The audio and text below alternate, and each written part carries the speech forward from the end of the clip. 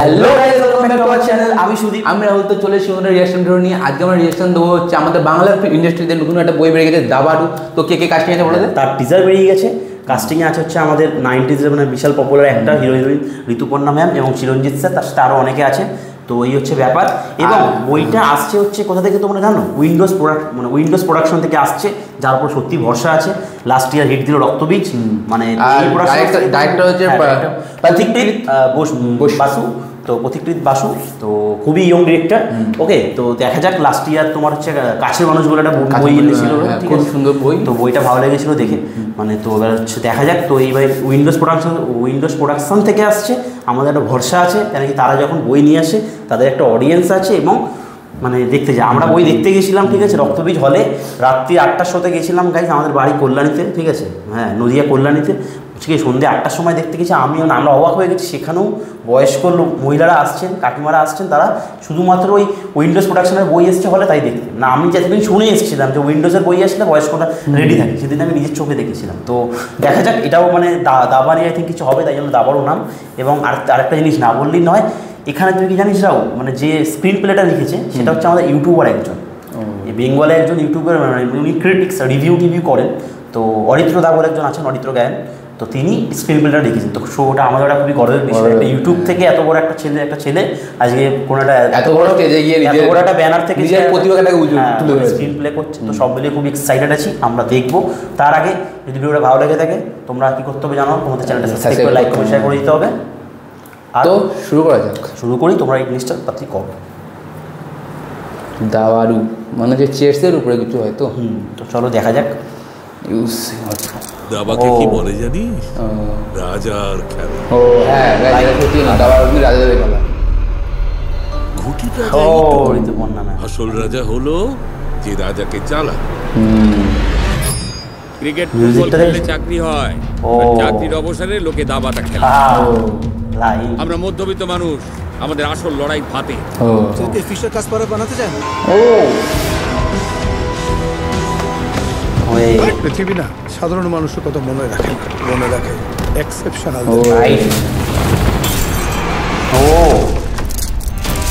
Sir, আমিও প্রমাণ করে দেবো এই উত্তর কলকাতার রক থেকে গ্র্যান্ড মাস্টারের জন্ম হয়। পথিকৃৎ বড় প্লেয়ারের আসল পরীক্ষা জিতে আসা নয়, ওকে, ফিরে আসা। রাইট। ও এই ডায়লগটা গুজবাম্প দিয়ে দিল পুরো।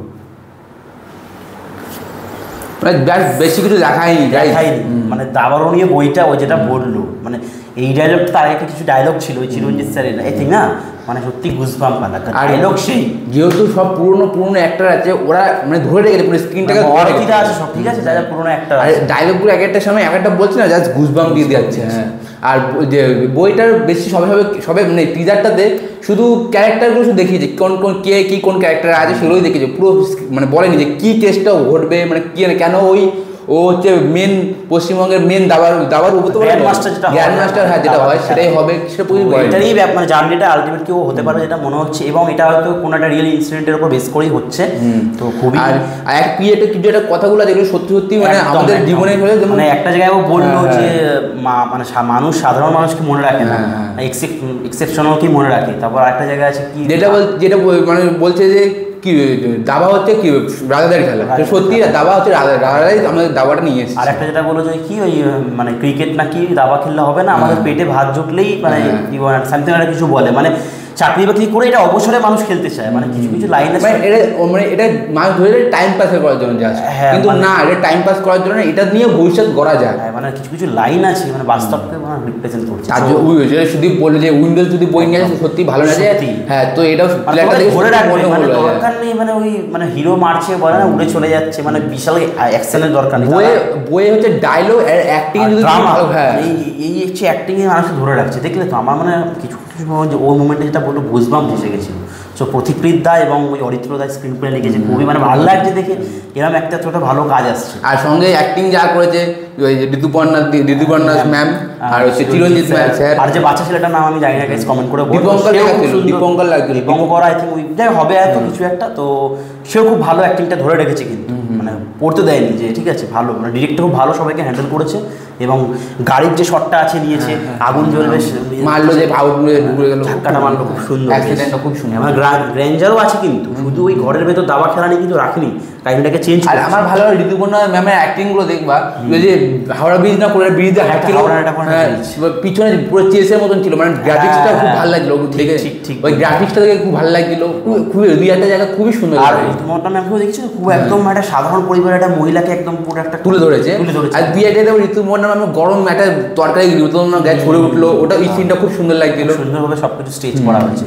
তো সবে তো টিজার এসছে, খুবই এক্সাইটেড দেখে আমরা, এরপর আরো অনেক ট্রেলার গান টান কিছু আছে। কারণ বাংলা বইগুলো এরকম বই বাংলা বইকে বাজাতে পারি, বেশি মাছ মাথার বই, কারণ বাংলা বই মাছ মাথার বই দিতে পারে না যেহেতু, তাহলে এই সেন্ট্রিক বইগুলো নিয়ে আসা দরকার। উইন্ডোজ বুঝে গেছে যে এই সেন্ট্রিক বইগুলোই আনবো, এবং উইন্ডোজ মানুষকে পালস বোঝে, তারা কিন্তু দেখো একটা জিনিস তুমি চিন্তা করো, আগের বার লাস্ট ইয়ার রক্তবীজ ছিল, সেটা কিন্তু তাদের ঘরানা থেকে পুরোটাই আলাদা, ঠিক আছে, ওখানে অ্যাকশন ছিল একটু, মানে একটা থ্রিলার টাইপ মুভি ছিল, প্লাস একটুখানি তারা তাদের ঘরানাও চেঞ্জ করছে এখন, ঠিক আছে, তাতেও তো হিট দিয়েছে প্রথমবার এই বানানো হয়েছে। তো দেখা যাক, এবার ডিরেক্টর অন্য আছে, ওকে, তো সব মিলিয়ে এখন অবধি আমাদের ধরে রাখতে পেরেছে।